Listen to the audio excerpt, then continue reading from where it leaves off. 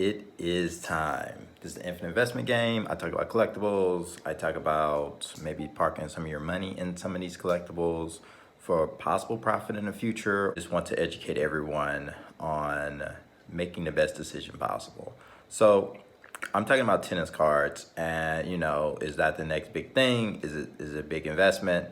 I'm gonna go over some 2021 sales of some players and some cards, and I'm gonna give you some of the rookie cards from the top players, and you tell me what you think. So first, I have 2003 Venus Williams Net Pro Elite Edition PSA 10. I believe it sold for $2,000 in February 2021.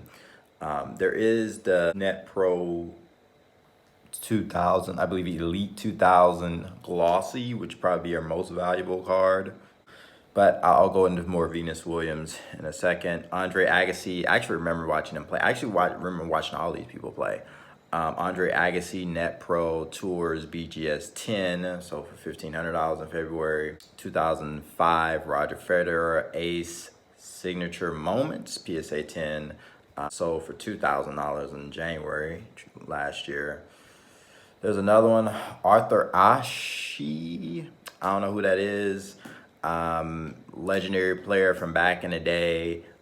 Old card nobody thought would be collectible. Sold in 2020 for $5,000. You have Serena Williams Net Pro International Rookie Patch.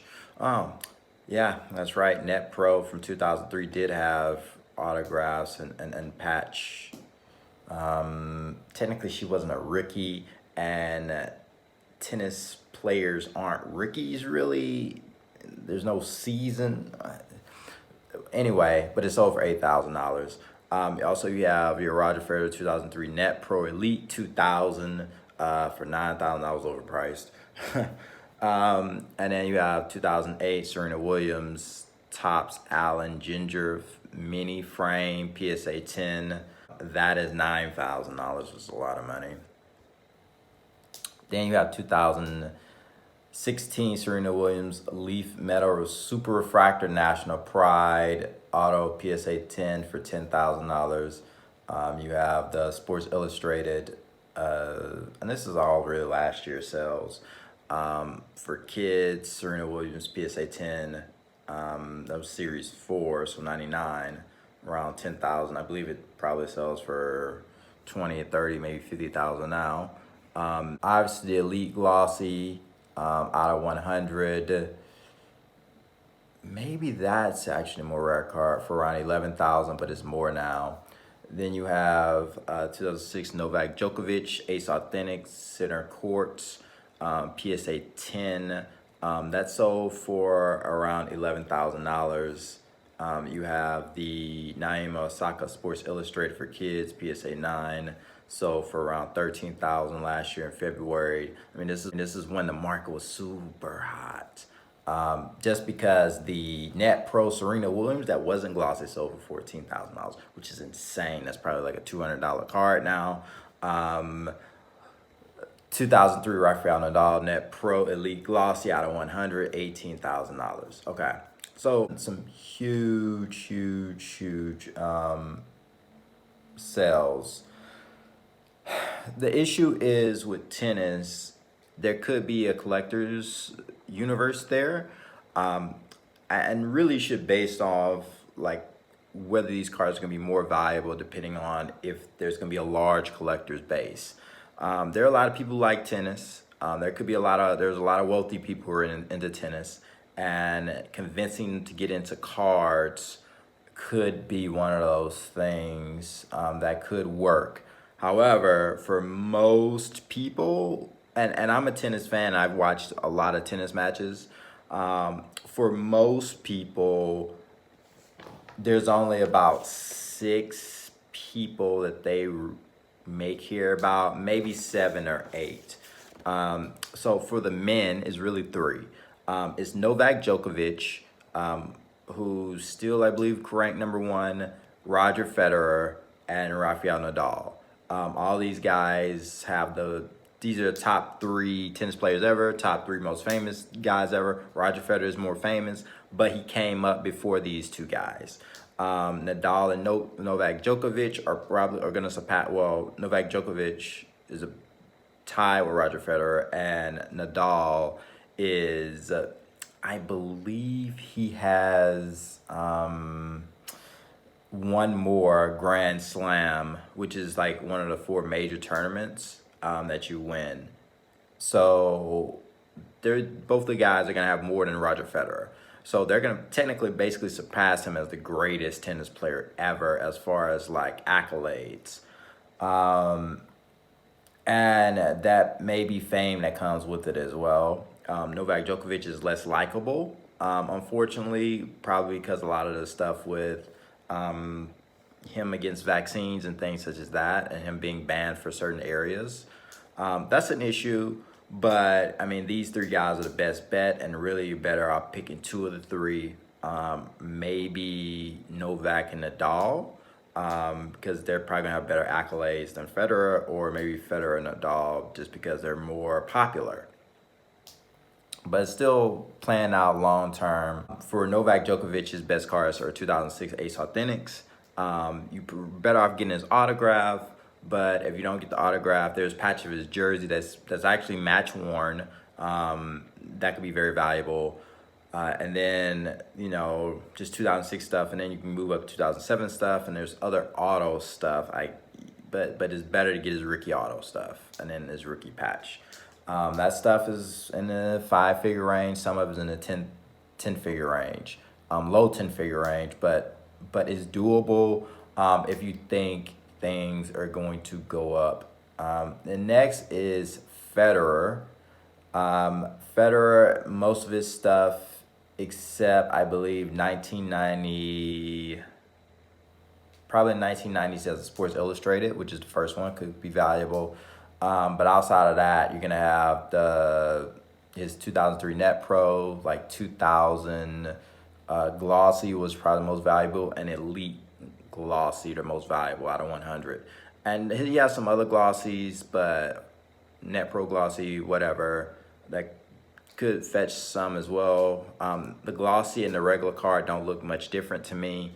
And on the PSA or SGC or BGS slab, it'll say glossy, which is the rare version in a sense. And then Nadal is same thing, 2003. I'm not sure if they have like patch autos for 2003 Net Pro for those guys, but it's worth looking. Tennis is a very small collector's base, so there's a lot of people who have a bunch of the nice stuff, so it's kind of hard to get into unless you're gonna pay them top dollar for it. Like, that's the issue. And then, yeah, Nadal, same thing. You could get 2006 or 2007 Ace Authentics. That could work. There could be some exquisites walking around that are employee only. Look for those. Around 2018 would be the year. Serena Williams, that is the case. 2018, exquisite RPA, I think out of 99. I don't know if there was any more serial numbers, but it's worth checking. But those go for around $4,000. I lost a bid on one already. There's her 1999 Sports Illustrated. And listen, Serena Williams, as far as the women, she's the only one I would really consider like putting your money into. Just from her accolades, who she is as a person, just her as a business person, who she's married to, the CEO of Reddit. Venus Williams is less well known. I mean, you can get also for Serena Williams, you get her 2003 stuff, Net Pro stuff, and there is her Net Pro International patch auto that you can get, but it's very hard to find, very, very rare. Also, yeah, the Venus Williams 1995 Sports Illustrated, 98 Sports Illustrated. Those are first cars ever, but then 2003 Net Pro glossy type stuff. I'm not sure if she has like a patch auto of anything, but it'd be good to check out. But she's a lesser known. People don't really care. She's like the 9th best tennis player to ever play. Serena Williams is considered the best. Maria Sharapova is another one, very beautiful model type, I guess you're Eastern European model type person that a lot of people, she's very famous. And she has a lot of money in endorsements, but I don't think people really would want to be collecting her. I don't think anyone really cares about Maria Sharapova like that. There is her, if you want to get her stuff, it's 2000 through Sports Card Investor, number 6. There's a platinum, a promo, and a ruby. Obviously, the platinum, promo, and the ruby are more rare. You have 2003 All Sports Magazine. You have Net Pro Elite Event. And then you have the 2003 Stardom World Stars. That could be interesting. Not too much in her Net Pro, unfortunately, but what can you do? There's other stuff that you can get from her, but I don't think many people will care. Other people are Coco. She's newer. Venus Williams is helping her improve her tennis, being focused, being a mentor. And she could be good, and she's American, she could be popular. Another one's Naomi Osaka, Japan market, United States market. She is black and Japanese, so interracial, interesting.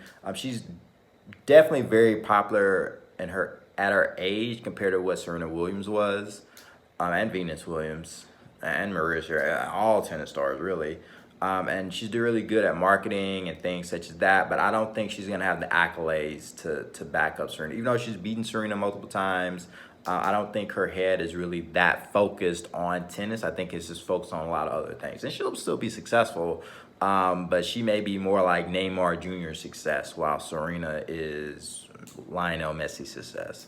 Yeah, that's what I have. So at the end, is tennis a really good investment? Depends on who you invest with. If I'm buying tennis cards, I'm really only buying Serena Williams.